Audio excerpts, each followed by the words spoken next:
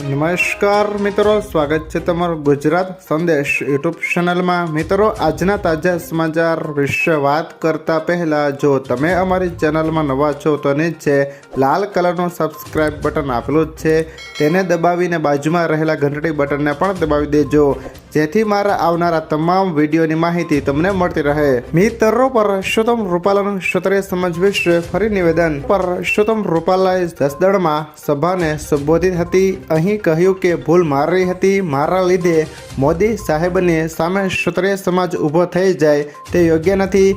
મેં માફી માંગીશ। આ ચૂંટણીમાં હાર કે જીતનો મુદ્દો નથી, પરંતુ સમાજ જીવનના તાણાવાણાને સ્પષ્ટ તો મુદ્દો છે।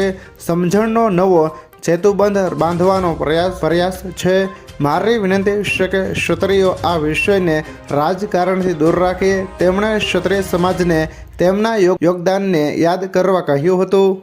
મારે ક્ષત્રિય સમાજના આગેવાનોને સમસ્ત રાજ્યના આ સભાના માધ્યમથી એક વિનંતી કરવી છે કે ભૂલ કરી હતી, મેં કરી, એની મેં જાહેરમાં માફી માંગી લીધી, કારણ કે મારો ઈરાદો નહોતો। અને સમાજની સામે જઈને પણ મેં માફી માંગી અને સમાજની વચ્ચે જઈને અને સમાજે મને એનો પ્રતિસાદ પણ આપ્યો। પણ મોદી સાહેબની સામે શા માટે? ક્ષત્રિય સમાજને મારે કહેવું છે કે તમે તમારા યોગદાનને યાદ કરો। આ રાષ્ટ્રના ઘડતરની અંદર તમારું કેવડું મોટું યોગદાન છે, પાર્ટીના વિકાસની અંદર તમારું કેવડું મોટું યોગદાન છે।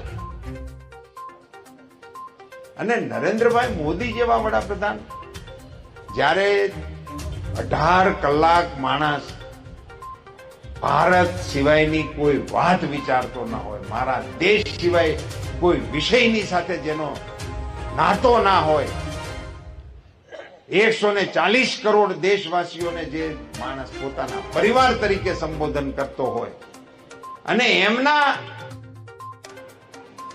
આખી વિકાસ યાત્રાના સાથીઓ તરીકે કેટલા ક્ષત્રિય આગેવાનોના હું નામ લઈ શકું।